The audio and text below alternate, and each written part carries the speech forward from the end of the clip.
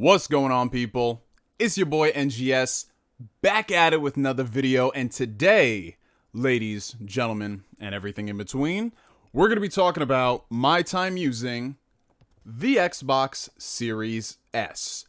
Now, I know this video is going to come off as a surprise for many of y'all watching, because for any of y'all who are fans of the channel, you would know that I already own an Xbox product. I am the proud owner of an Xbox Series X, in addition to a PlayStation 5. So what sense is there in me buying another Xbox product? What needs does the Xbox Series S fulfill that my Series X can already do? You don't have any kids, Neo, so why in the world would you buy a second console when you could just play on your primary console? And to answer all those nail-biting questions, ladies and gentlemen, I picked up an Xbox Series S because I wanted to. Period. Point blank. Y'all can cut the video off right now. But in all seriousness, ladies and gentlemen, today we're going to be talking about my time using the Xbox Series S. It's been a little over 6 weeks since I've owned this product, and I've got a lot of things to say. For those of y'all who are watching this video and expecting it to be a deep breakdown about all the intricacies of the Xbox Series S and what it offers as a next generation console, this isn't going to be that video.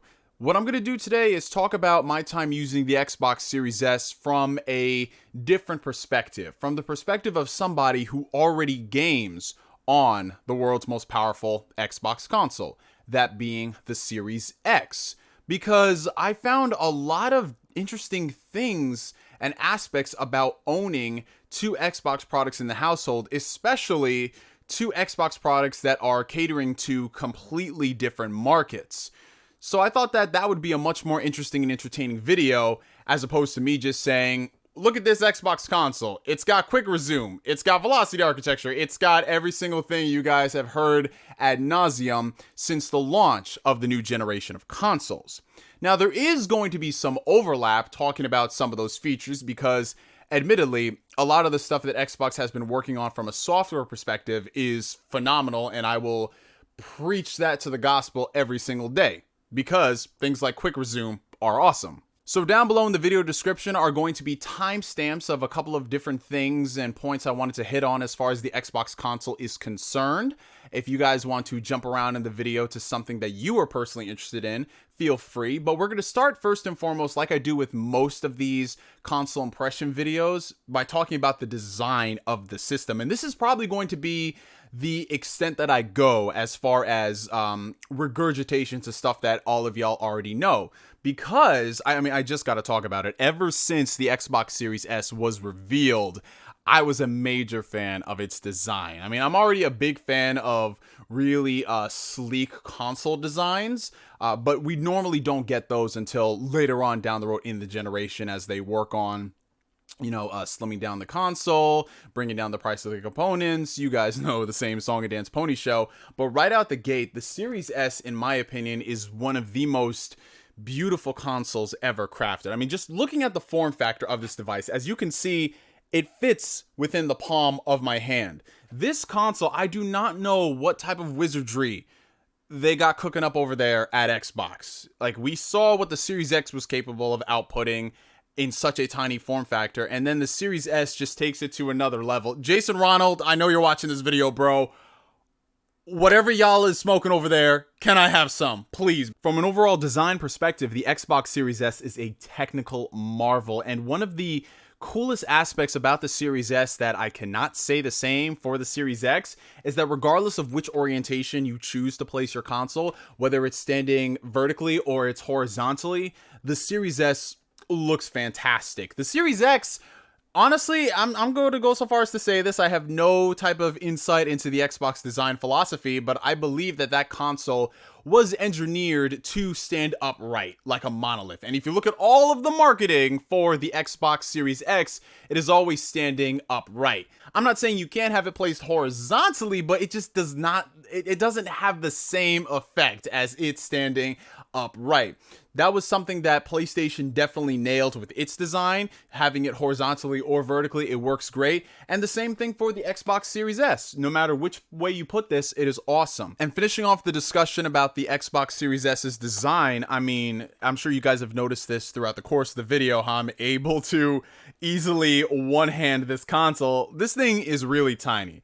Ridiculously tiny. And not only that, this thing is so lightweight, it almost feels like it's not in your hands. So from a design perspective, the Series S is fantastic. It's got all of your different ports that you would need, USB, HDMI, of course the storage expansion slot, which if you own one of these little bad boys, yeah, this is definitely going to come in handy. And yeah, it's just everything you love about the Xbox ecosystem, but in a ridiculously tiny form factor. So top marks for that. So now that we've tackled the outside design of the Xbox Series S, let's talk about my time using the console. So before we even get into my time playing games, I just gotta give a big shout out to the whole Xbox ecosystem thing. I know you guys are probably tired of me talking about this, how Xbox is just so seamless, how everything just works, but it is so true, man. And the more devices that you have that are connected into this ecosystem, you love seeing that shit work and play out. So just talking about my time setting up the console, you know, when you boot up the console, it gives you a couple of different options. I mean, anyone who's set up an Xbox console in the past year knows how cool this is, but you can do a standard setup the old-fashioned console way, or you can actually set it up via your smartphone. So all of the things that you're thinking about, like, okay, so my Wi-Fi passwords, my accounts, all of that stuff can be done through the comfort of your smartphone. And for a lot of people out there, you're probably scratching your head wondering, why is this a big deal? You just input it on the controller. But the fact that you can sync everything through your phone via the Xbox app, so you don't even have to think about doing that, like that shit right there is awesome. That quality of life is what we look forward to when it comes to playing these games. Because yes, at the end of the day, it does come down to the video games, but these consoles are no longer just plug and play. They are interconnected to the internet, and all of the things that we do nowadays is connected via the internet. So when you have a console that is capable of doing more than just games, you want all of those things to work. And one of the coolest aspects about the Xbox ecosystem is how no matter what device you guys are playing on, whether it's the Xbox Series S, whether it's your gaming PC, or if you are someone who uses cloud streaming via xCloud, the Xbox ecosystem syncs all of that shit together via the cloud, and I friggin' love it. So if I'm playing a game right here on my TV, if I'm playing something like, let's just say, Scarlet Nexus, okay?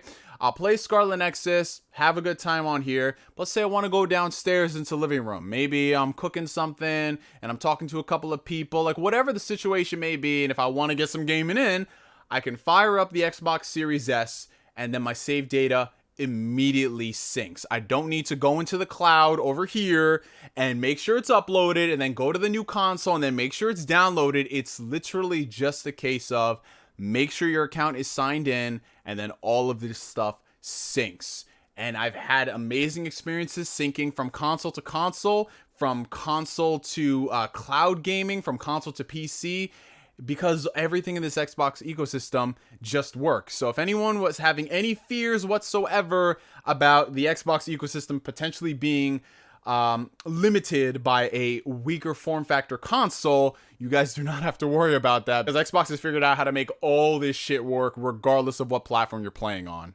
All of the things that we have come to enjoy with Xbox this generation. I'm talking about FPS boost, I'm talking about auto HDR, cloud syncs, quick resume, all of those things that Xbox has been touting is on display in full effect with the Xbox Series S. And that is something that I'll touch on a little later in the video when it comes down to who this console's for. Really differentiates it from not only its current batch of next generation consoles, but for a lot of people out there who have pro consoles from last generation who are a little skeptical on upgrading. All of the things that you love about these next generation consoles in terms of speed, in terms of just everything working to a certain specification, you have that with the Xbox Series S. So we've talked a lot about the greatness of Xbox, its usability across the ecosystem, and why this shit just works. What about playing next generation games, Neo? You came on here and said that the Xbox Series S is a next generation console for $299. But what about these next generation games? How do they run on the system? How do backward compatible games run on the system? And this is going to be the course of the video where it's going to sound, I guess, a little all over the place, because my time using the Xbox Series S as a next generation console has been all over the place. I am not going to sit here and try to sugarcoat that shit at all, you guys.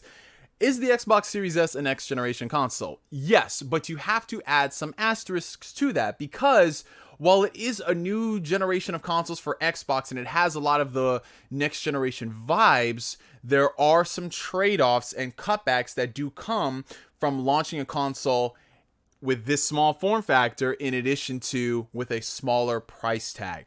Now, the Xbox Series S retails for $299. $299, that is a phenomenal bargain for a console that can play next generation video games.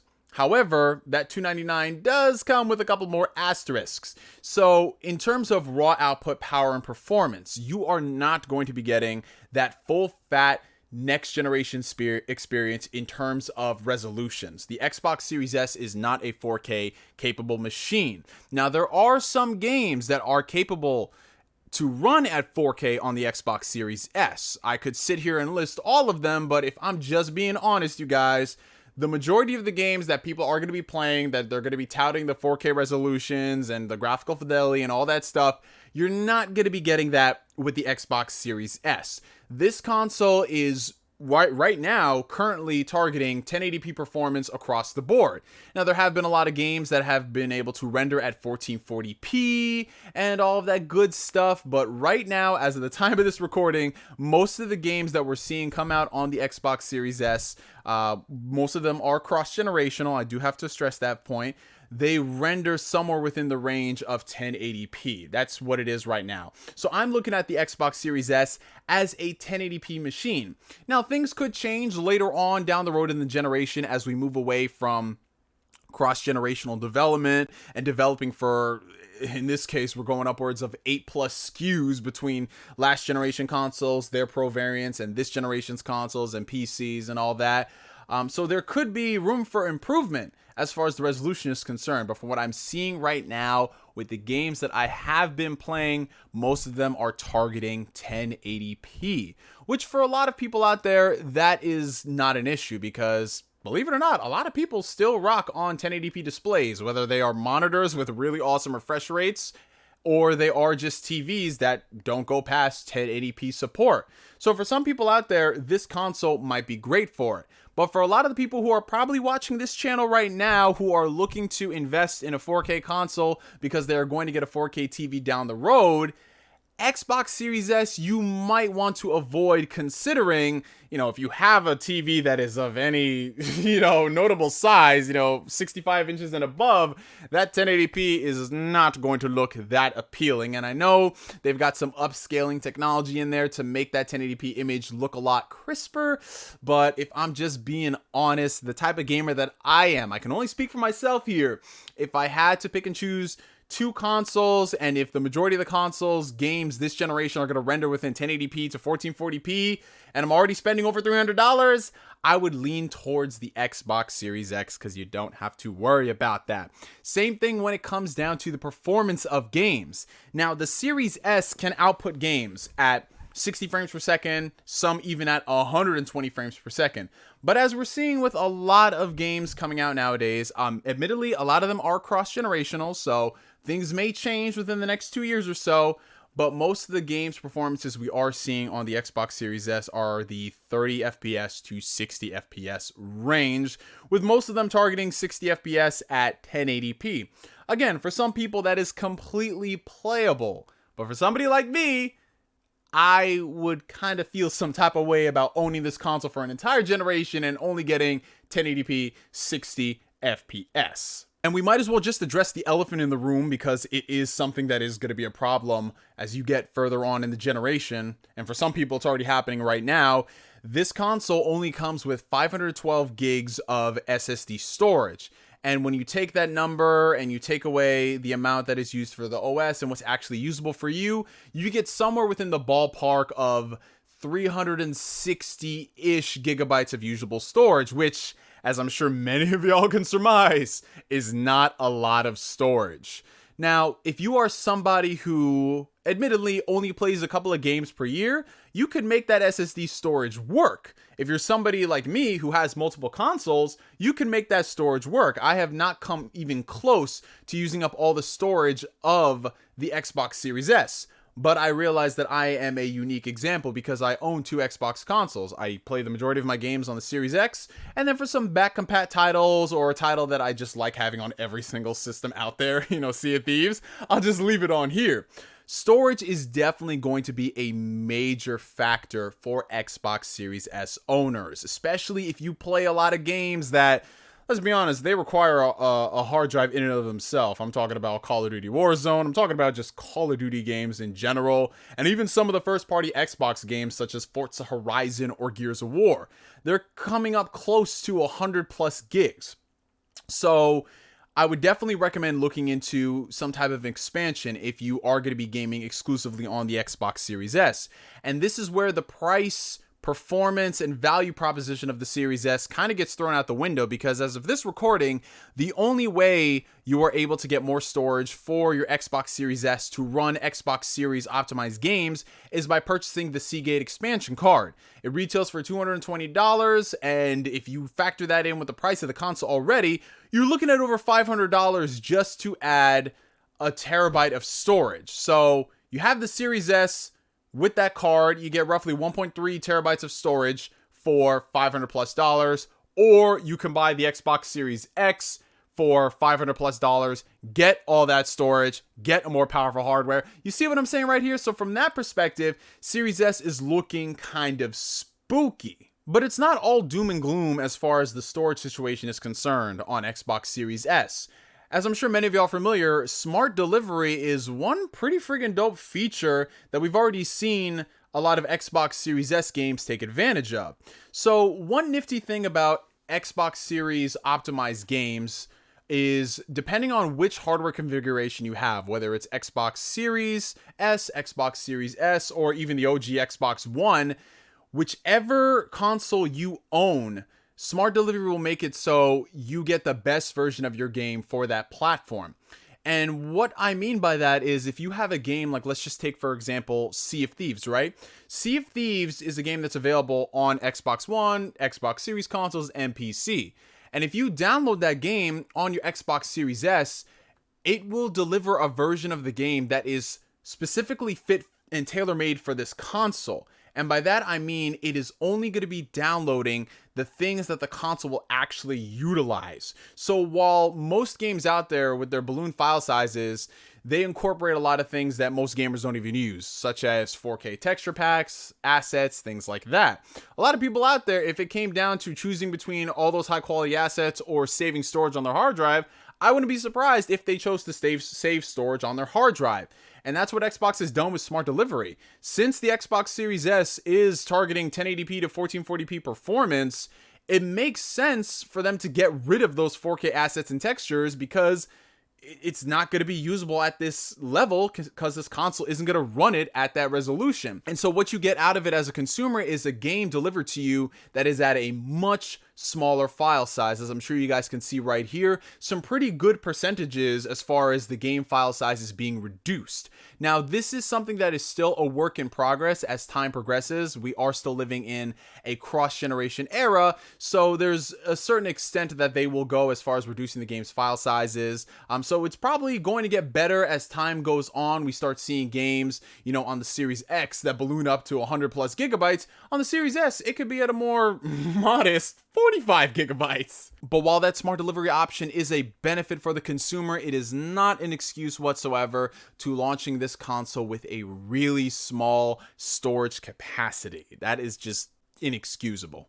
Compound that with your storage solution costing damn near the price of the console itself. That's just, what a world we live in. And rounding off the discussion of my time using the Xbox Series S, let's talk about some interesting things I found when playing backwards compatibility games in addition to the value perspective of it being tied to Game Pass. But let's get the Game Pass thing out of the way because you guys already know where I'm going at this point. I'm preaching to the choir. The sheer fact that you can get access to Game Pass, this curated library of games, games of past, games of present, and then the future content that is going to be available for a console that is $299, that is an insane value proposition. I mean, that's all we got to say about that as far as Game Pass is concerned. Woo! Now, backwards compatibility, on the other hand, this is where I'm going to have to throw an Xbox Series S asterisk this way. Because backwards compatibility for this machine is kind of all over the place. So, let's get one thing straight. For the vast majority of games that y'all are going to be playing backwards compatible, the Xbox Series S runs them flawlessly. Fantastic, no issues whatsoever. However, for a certain group, a certain subgroup of games that are backwards compatible, the Xbox Series S is kind of at a major disadvantage. And I'm referring to games that released last generation that were PlayStation 4 Pro / Xbox One X enhanced. So last generation was very different for the gaming industry because both PlayStation and Xbox launched upgraded consoles midway through the console generations. And this was done for a variety of factors, but most importantly, because both consoles out the gate in 2013 were pretty anemic. They weren't the crazy steps forward in terms of performance that we expected from something like the PlayStation 2 going to the PS3, etc., etc., etc. They were pretty capable when it came down to how certain developers used it, but as a general rule of thumb, most people called them anemic. So you had a lot of games last generation that struggled at maintaining their resolutions and frame rates, even in the first year that these consoles were out. So it did not bode well as things progressed. But halfway through the generation, we got the PlayStation 4 Pro, Xbox One X, which gave us dynamic 4K resolutions and the ability to have different frame rate options, 30 FPS, 60 FPS, yada, yada, yada. Cool. Now, if you own a PlayStation 5 or an Xbox Series X, this part of the video does not apply to you because both of those consoles, when they run the games via backwards compatibility, they are running the PlayStation 4 Pro / Xbox One X versions of those games, which means you got access to the higher resolutions. And in some cases, if it had a better frame rate, it keeps that frame rate, but it makes it more stable. If it had an uncapped frame rate, it can boost it all the way up to 60 if you're lucky. The Xbox Series S is kind of in this weird, just a weird situation because while the Series X taps into the Xbox One X code base, the Series S taps into the OG Xbox One code base. I'm referring to the 2013 Xbox One VCR. Yeah, a console that is almost 10 years old it's using for its backwards compatibility titles. Now, that's not an issue per se for games that launched from 2013 up until the end of 2017, but for a lot of games out there that released with Xbox One X patches, with better frame rates and better resolutions, this console can't take advantage of them. The only option for those games to be made better is if a developer goes out and does a specific next generation patch for Xbox Series consoles, or if it's included on a list of FPS boost titles, because that's something that is done from the system level with little to no developer involvement. So what you're going to be getting out of this console are games that ran like they did on the Xbox One. So a lot of the games are going to be running at anywhere from like 720p resolution, and if you're lucky, you're getting 1080p, which, as I'm sure you can surmise, in the year of our Lord 2021, yikes. And that's very disappointing considering the Xbox Series S is a more capable console than the Xbox One X, which used to be the most powerful Xbox console ever created. But the fact that it can't access games at resolutions that the Xbox One X did, even though this console has a better CPU, a better GPU, and like the SSD being able to run games just like that, that is extremely disappointing because there are a lot of games that were made better because of those Xbox One X enhancements. And this console right here, there are going to be some people out there who own a One X and they're getting a game that is like at 1440p 60 frames, But because of the nature of how it's designed, this will only tap into the Xbox One version of the game, which for all we know could be 900p 30 frames. Again, this is only a small select group of games, so for most people out there, especially those who are upgrading from the vanilla PlayStation 4 or the Xbox One VCR, they're not going to care, but it is something that I did notice in my findings of how games run via backwards compatibility. It's great across the board, but just missing out on a lot of those Xbox One X enhancements for back compat games is extremely disappointing. And wrapping up the discussion about my time using the Xbox Series S, I want to tackle two things in particular. Well, evidently I just got invited to a party chat because somebody wants to play Final Fantasy XIV. But talking about Xbox Series S and the amount of heat that it outputs. So I'm sure many of y'all are familiar when it comes down to buying new tech products, especially those at launch or within the first year. There are always some kinks that need to be ironed out. PlayStation 4 had its rest mode issues, and there were some Xbox Series consoles that frequently disconnected the controllers from the consoles. Now, most of that stuff has been ironed out with software issues, but the Xbox Series S and its heat output is something that I'm not sure that they can iron out with the software output, because it might just be me. It might just be my unit. Maybe I did not secure a great Xbox Series S console, but the amount of heat that this thing outputs is kind of alarming. Now, I know people always say that, if a console or a product is outputting heat, that is a good thing because it is doing its job. It is exhausting all that stuff from the system. And while it is true, the console is very warm to the touch, approaching hot in some situations, even when I have the system in rest mode. Now, mind you, that might be because I got a faulty unit, so I want all of y'all Xbox Series S owners to chime in down below. But that is something that is a little concerning for me. And I'm not it's not like I'm running any type of crazy, intensively, graphically demanding games where I know the consoles will, tick into high gear and it could be a little hot to the touch. I understand that, but with the Series S, I'm just running a lot of older titles and it's already outputting a lot of heat. Maybe it's the form factor, maybe it's me getting a faulty unit. I am not so sure about that, but since it is my impressions video on my time using the Xbox Series S, I wanted to bring it to y'all's attention. In addition to that, there is another point of contention for some people that could be a complete deal breaker.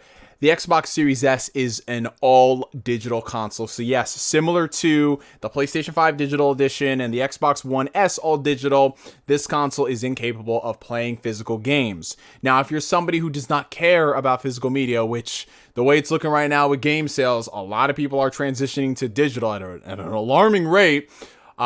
This is not really going to be a concern for you outside of the storage capacity. But if you're someone who is upgrading from a previous Xbox console, or you're somebody who just happens to have a large library of 360 games or Xbox OG games, and you want to put them in the console for backwards compatibility's sake, you cannot do that with the Xbox Series S. So keep that in mind if you are looking to purchase a console, especially when it comes down to digital rights management as we go into the future and what that could potentially entail. I'm not trying to be like one of those doom and gloom people out here saying that if you buy anything digital, you forfeit your rights and your firstborn child and yada, yada, yada. But if you are somebody who does like physical media and likes having that in your collection, you might want to look elsewhere. Or just get an Xbox Series X. Now moving into the final portion of the video, my overall recommendations on the Xbox Series S. Would I recommend this product?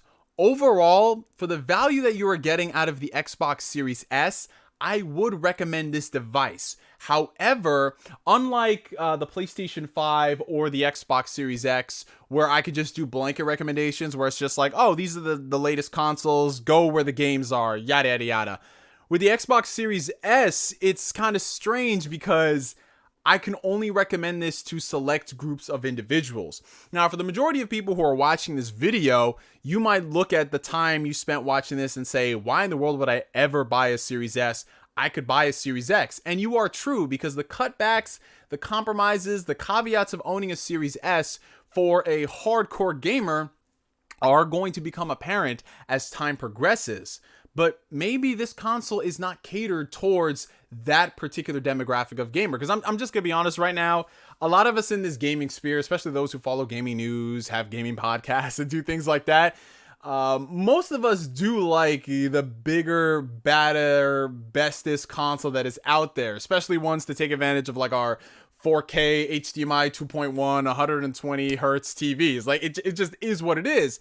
But we don't represent the vast majority of people out there who own game consoles. I mean, you just look at any type of Steam survey that is out there. You would think with all the people out there who got 3080s and 3090s that everyone's running games at like 4K.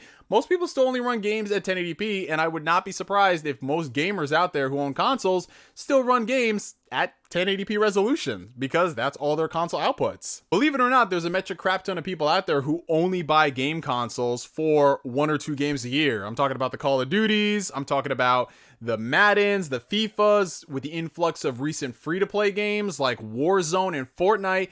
It is very likely that you are going to run into somebody who has an Xbox One or a vanilla PlayStation 4 who plays these games and they don't give two shits about resolutions. They might care about frame rates, maybe, but having a console out there, a next generation console to upgrade to that is $299, it gets you those next generation speeds, a hell of a lot better graphics, and all of that good stuff.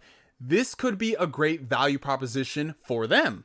Same thing for a lot of people with families, folks who have multiple consoles in the household. If you have an Xbox Series X and that is your baby, that is your primary console, the last thing you want to do is share it with people. So if it's within your means to buy multiple consoles for multiple people in your house, the Xbox Series S is a great addition to that ecosystem. There's a lot of kids out there who only want to play Fortnite or Roblox. Boom, $299 next generation console. And if you ever did want to game share with your child, you can easily do that with this, and they don't miss out on any of the cooler things that the console offers as they get older and they start caring about things like that.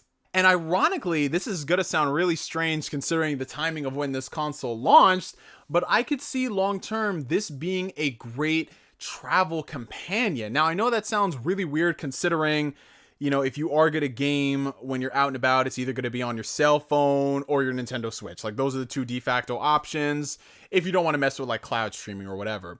But the form factor of the Xbox Series S, how tiny this device is, in addition to companies like USpec coming out there with attachable screens for the Xbox Series S, this could be the new LAN party type of console, if you guys get what I'm saying, where it's like, hey, if you're going over to your friend's house and you want to do some split screen, you just bring the Xbox over. If you are somebody who travels for work and you don't want to miss out on gaming experiences while you're in the hotel room, you could bring an Xbox Series S and get a more than capable gaming experience. You don't have to worry about latency because of cloud streaming. You don't have to worry about if the game is even on your console like the Nintendo Switch. You can just bring this Series S. It fits comfortably in any type of laptop backpack, and you are good to go. And it was so surprising to run into those group of gamers who travel constantly for work, because I'm just gonna be honest, right? Like, I travel pretty consistently, obviously not now with the past year or so, but when I'm traveling, I do like to take my Nintendo Switch places, because it's like, all right, if I'm going somewhere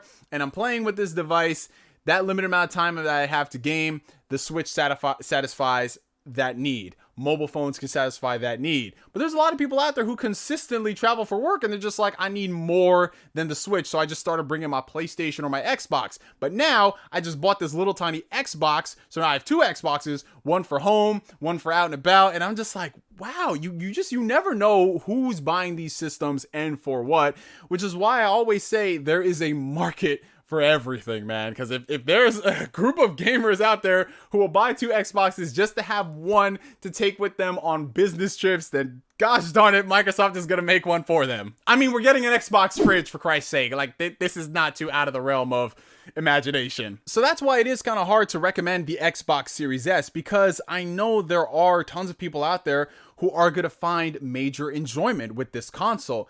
And me, myself, and I, even though I was pretty harsh on it, because I'm just going to be honest, I am a hardcore gamer.